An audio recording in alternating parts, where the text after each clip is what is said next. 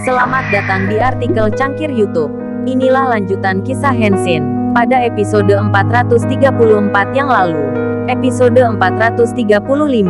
Apa katanya? Tanya Yurike. Kita diminta oleh Mbak Luna untuk nongkrongin ini showroom sampai semua masalahnya jelas dan sampai ada jawaban dari pusat mengenai pembatalan sepihak ini. Sekarang Mbak Luna tengah dalam perjalanan makan siang sama Mas Henshin, ucap Utami. Waduh, kita juga kan yang akhirnya susah sendiri, sahut Yurike. Tapi kalau semisal nanti usaha yang kita lakukan ini tidak juga menemukan titik terang, lalu gimana dong? Tambah Yurike. Lihat nanti aja deh, pusing kepala gua. Mana laporan bulan lalu belum kelar gua kerjain, ini malah ketambahan masalah baru lagi. Gila nggak tuh, ucap Utami. Tidak lama kemudian, manajer showroom itu terlihat telah mengakhiri pembicaraannya melalui sambungan telekomunikasi itu, dan dengan langkah perlahan, ia menghampiri Utami dan juga Yurike yang duduk di kursi tamu. Perusahaan jual beli motor itu, gimana hasilnya Mbak? Tanya Yurike. Sebelumnya kami minta maaf bila mana informasi yang akan saya sampaikan ini kurang berkenan di hati atau membuat Anda berdua jadi merasa tidak nyaman. Jadi begini, tadi sudah saya bicarakan dengan manajer pusat mengenai proposal pengajuan kerjasama kolektifan ini, dan sebenarnya sudah tidak ada masalah lagi.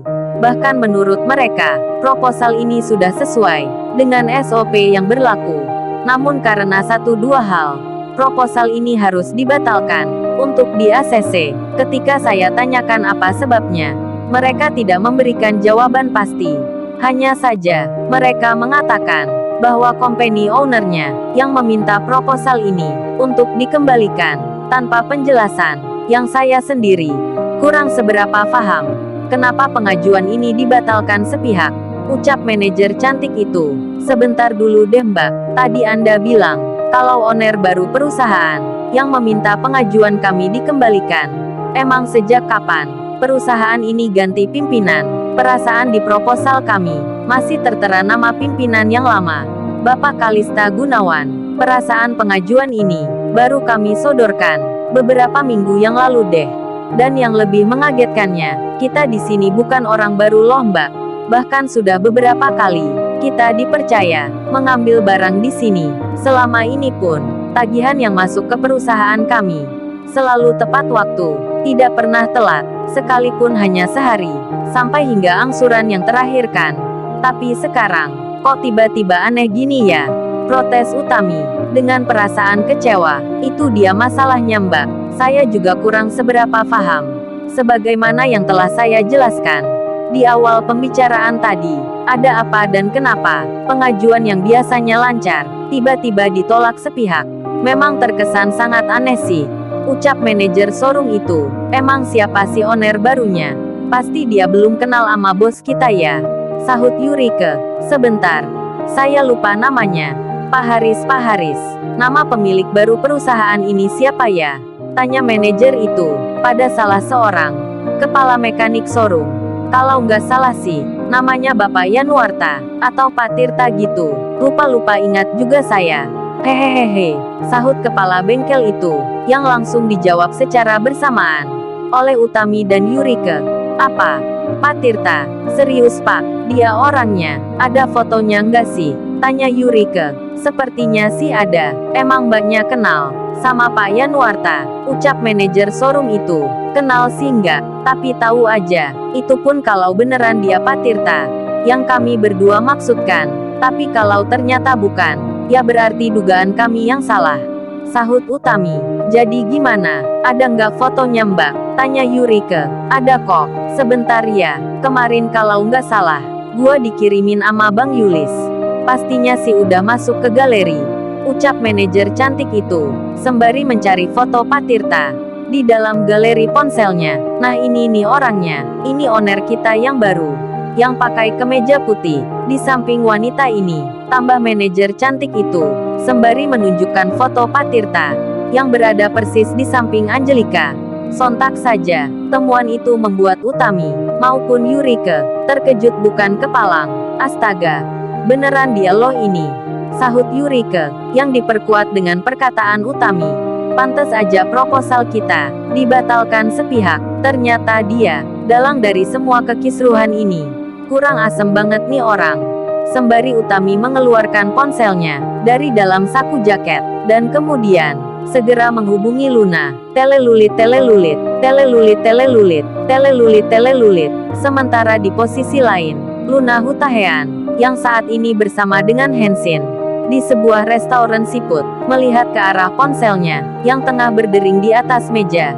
Segera dia pun meraih ponsel tersebut dan melihat ke layar panggilan, yang ternyata adalah Utami yang tengah menghubunginya. Ya halo, gimana kelanjutannya? Sudah beres atau makin tambah ruwet? Tanya Luna Hutahean, sembari menikmati secangkir teh hangat.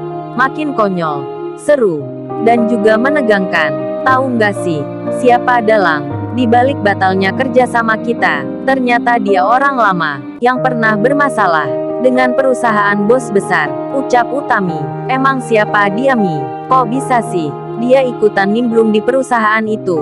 Emang dia punya pengaruh seberapa kuat di lingkungan perusahaan mereka, sampai kamu berani bilang kalau orang itulah sumber masalah dari proposal pengajuan kita? Tanya Luna Hutahean, sembari santai menikmati hidangan yang telah tersaji di meja itu. Jelas berpengaruh besar lah mbak. Lah ini ownernya langsung yang mempermasalahkan dan membuat masalah dengan kita. Tahu nggak sih mbak, ternyata baru beberapa hari yang lalu, perusahaan ini telah berganti kepemilikan dari pimpinan lama, Bapak Kalista Gunawan, kepada pimpinan baru, Bapak Yanuarta Tirta Effendi, ucap Utami, yang membuat Luna Hutahean terkejut. Apa kamu bilang? You seriusan nih Mi? Nggak salah dengar nih gua. Kok bisa sih? Gimana ceritanya coba? Sahut Luna, penuh penasaran. Buktinya bisa kan mbak? Dan itu beneran terjadi. Mulanya gua ama Yurike nggak percaya kalau beneran dia orangnya. Tapi setelah kita lihat fotonya, ternyata benar dia orangnya. Sampai syok gua lihatnya, ucap Utami melalui sambungan telepon itu.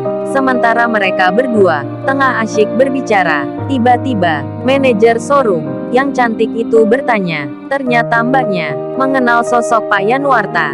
Seharusnya kan proposal ini di-ACC oleh beliau, tapi mengapa kondisinya berbalik ya? Apa mungkin sebelumnya perusahaan tempat Anda bekerja pernah bermasalah dengan Pak Yanuarta? Ucap wanita cantik itu. Justru malah sebaliknya mbak. Pak Tirta dan wanita di sebelahnya tadi pernah bermasalah dengan bos kami. Bukan hanya itu, mereka berdua telah merugikan perusahaan kami miliaran rupiah. Hingga sampai beberapa bulan yang lalu, kami harus rela bertahan dengan gaji seadanya, tanpa adanya bonus atau tunjangan lainnya. Sahut Yurike. Gimana kata Mbak Luna? Tambah Yurike, mereka meminta kita untuk kembali dan tidak lagi melanjutkan kerjasama dengan perusahaan ini. Kita diminta untuk mencari opsi yang lain, ucap Utami.